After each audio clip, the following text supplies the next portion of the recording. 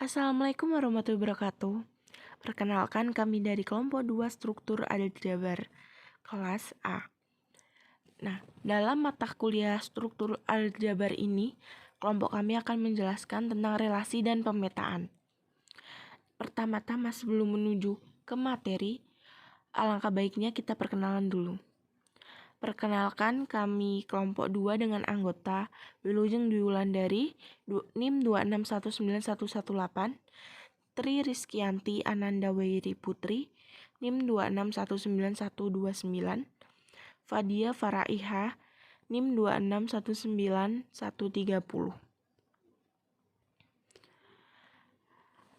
Dalam materi relasi dan fungsi dan pemetaan akan membahas beberapa bab materi. Yang pertama yaitu relasi, kedua fungsi, ketiga pemetaan injektif, subjektif dan bijektif, keempat operasi pemetaan, dan kelima sistem matematika. Langsung saja kita ke bab pertama yaitu relasi. Baik, terima kasih atas kesempatannya. Di sini saya Fadia Faraiha, NIM 2619130 akan menjelaskan tentang apa itu relasi dan fungsi. Nah, teman-teman semua kan udah pernah belajar ya tentang relasi sama fungsi ini. Nah, pada pertemuan kali ini kita akan membahas kembali apa itu relasi dan fungsi. Nah, secara umum relasi itu berarti hubungan. Relasi menyatakan hubungan antara satu anggota himpunan dengan anggota himpunan lainnya.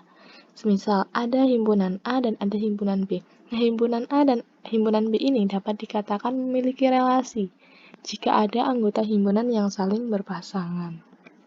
Nah, gimana sih cara menyatakan relasi?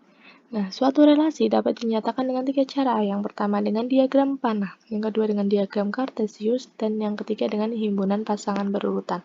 Untuk lebih jelasnya, mari kita ke contoh soalnya. Nah, perhatikan tabel ini teman-teman.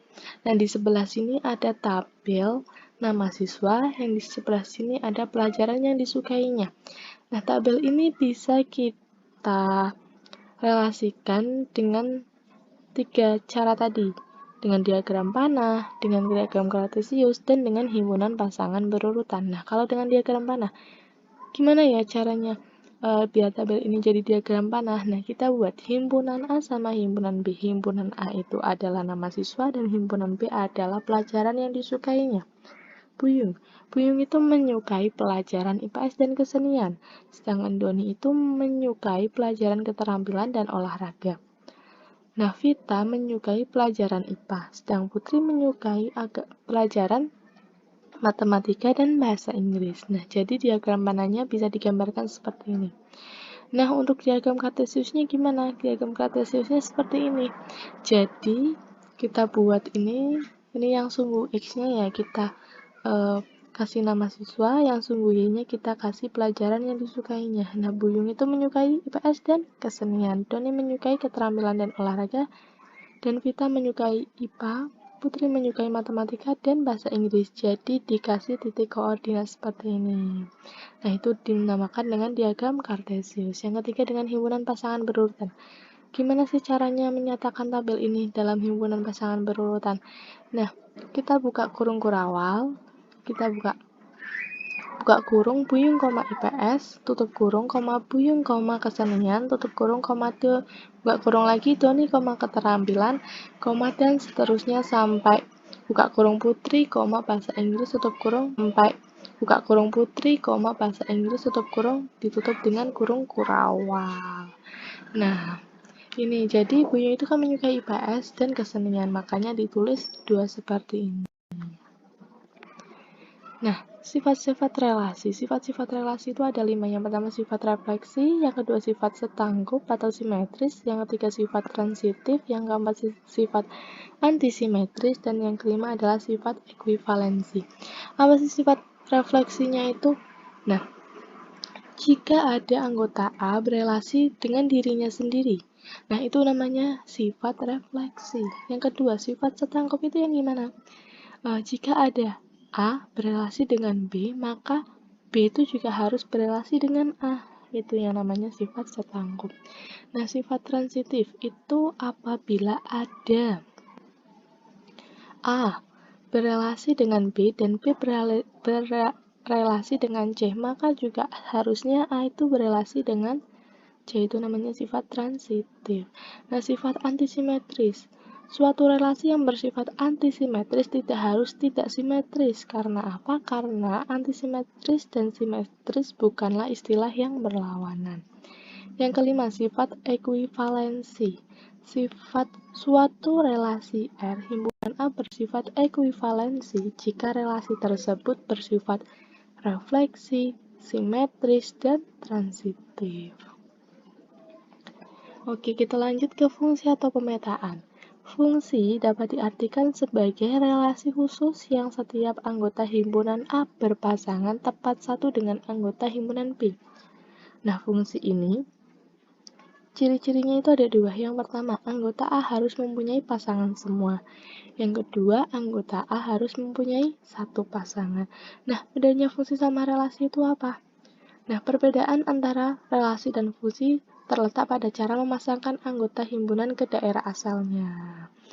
Nah, pada relasi tidak ada aturan khusus untuk memasangkan setiap anggota himpunan daerah asal ke daerah kawan. Aturan hanya terikat atas pernyataan relasinya saja. Sedangkan pada fungsi, setiap anggota himpunan daerah asal dipasangkan dengan aturan khusus. Aturan tersebut mengharuskan setiap anggota himpunan daerah asal mempunyai pasangan dan hanya tepat satu dipasangkan dengan daerah kawannya. Jadi seperti itu. Nah, cara menyatakan fungsi itu gimana? Suatu fungsi dapat dinyatakan dengan 3 cara. Yang pertama dengan diagram panah, yang kedua dengan diagram Cartesius. Itu gimana? Suatu fungsi dapat dinyatakan dengan 3 cara. Yang pertama dengan diagram panah, yang kedua dengan diagram Cartesius, dan yang ketiga dengan himpunan pasangan berurutan. Kurang lebihnya seperti itu. Saya bisa dilanjutkan dengan teman saya. Terima kasih. Kesempatannya, di sini saya Tri Rizkyati Anandaweri Putri NIM 2619129 akan melanjutkan menjelaskan materi relasi dan pemetaan. Korespondensi 11 adalah fungsi yang memetakan anggota dari himpunan A dan B, di mana semua anggota A dan B dapat dipasangkan sedemikian sehingga setiap anggota A berpasangan tepat satu anggota B dan setiap anggota B berpasangan dengan tepat satu anggota A. Jadi banyak anggota himpunan A dan B harus sama, atau N anggota A sama dengan N anggota B. Selanjutnya adalah pemetaan injektif, subjektif, dan bijektif, di mana dibagi menjadi 3 fungsi, yaitu fungsi injektif, fungsi surjektif, dan fungsi bijektif. Untuk selanjutnya akan saya jelaskan satu persatu. Yang pertama adalah fungsi injektif. Misal A dan B adalah sebarang himpunan. Misal F adalah suatu fungsi dari himpunan A ke himpunan B. Fungsi F dikatakan fungsi injektif satu-satu jika X1, X2 elemen A dengan X1 tidak sama dengan X2, maka Fx1 tidak sama dengan Fx2. Dengan kata lain, dapat dinyatakan dengan X1, X2 elemen A dengan Fx1 sama dengan Fx2, maka X1 sama dengan X2. Lanjut ke contoh, selidiki apakah F R menuju R yang didefinisikan oleh Fx sama dengan 2x min 3 adalah fungsi injektif. Jawab. Ambil X1, X2 elemen R, Fx1 sama dengan 2x1 min 3 dan Fx2 sama dengan 2x2 min 3. Misal Fx1 sama dengan Fx2, maka 2x1 min 3 sama dengan 2x2 min 3. 2x1 sama dengan 2x2, x1 sama dengan x2. Karena x1, x2 elemen real, dengan fx1 sama dengan fx2 berlaku x1 sama dengan x2. Maka fungsi fx sama dengan 2x min 3 adalah fungsi 1 min 1.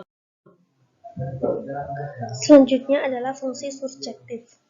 Misalkan A dan B adalah himpunan, dan F adalah fungsi dari A ke B, fungsi F disebut fungsi pada jika R F sama dengan B. Jika A menuju B disebut fungsi pada jika untuk masing-masing Y elemen B dan X elemen A, sehingga Fx sama dengan Y. Fungsi pada sering disebut juga dengan fungsi subjektif atau fungsi onto. Jika F fungsi subjektif, maka F disebut surjektif. Contoh, selidiki apakah G Z menuju Z plus yang didefinisikan oleh Gx sama dengan X kuadrat adalah fungsi onto. Jawab, ambil 2 elemen Z plus demikian hingga X kuadrat sama dengan 2. X sama dengan lebih kurang pangkat akar 2 elemen Z. Berarti 2 tidak punya prapeta di Z. Jadi, Gx sama dengan X kuadrat bukan fungsi onto. Kemudian fungsi yang terakhir adalah fungsi bijektif. Misal A dan B adalah sebarang himpunan. Misal F adalah suatu fungsi dari himpunan A ke himpunan B. Fungsi F dikatakan fungsi bijektif jika F adalah fungsi onto surjektif dan 1 injektif. Selanjutnya, untuk menyelidiki suatu fungsi adalah bijektif, maka harus ditunjukkan bahwa fungsi tersebut adalah onto dan menunjukkan pula bahwa fungsi tersebut 1-1. Operasi pemetaan. Seperti halnya pada bilangan real, maka operasi aljabar yaitu penjumlahan, pengurangan, perkalian, pembagian, perpangkatan dapat diterapkan pada fungsi. Andai diberi fungsi-fungsi f dan g dengan rumus fx sama dengan 2x 4 gx dari f dan g tersebut dapat dibentuk fungsi baru f plus g, yaitu f plus g sama dengan fungsi x plus g. Fx plus gx sama dengan 2x plus 4x. Daerah asal fungsi baru ini, yaitu df plus g, adalah himpunan bilangan x yang mana harus memenuhi f juga memenuhi g. Jadi daerah asal f plus g adalah irisan dari daerah asal f dan g. Selanjutnya saya akan menjelaskan tentang sistem matematika. Misalkan S himpunan tak kosong. Jadi operasi biner pada himpunan S adalah S ke S. Jadi A, B ke A pemetaan B untuk semua A, B bukan elemen, B elemen S. Himpunan S yang dilengkapi dengan satu operasi biner disebut sistem matematika. Contoh operasi penjumlahan pada sistem bilangan real merupakan operasi biner. Operasi pembagian pada sistem bilangan bulat bukan merupakan operasi biner. Contohnya periksa apakah operasi himpunan pemetaan kosong pada A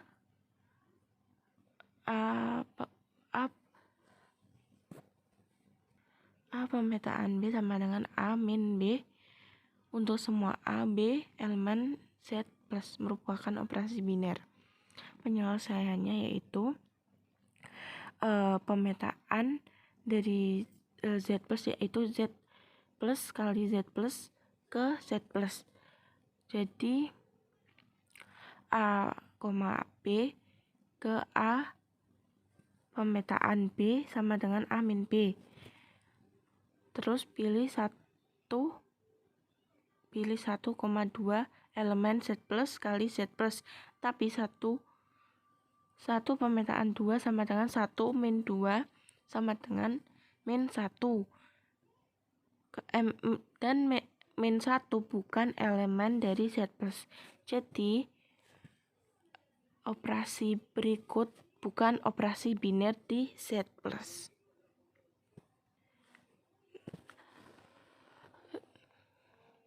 Terima kasih untuk teman-teman yang sudah mau mendengarkan penjelasan kami tentang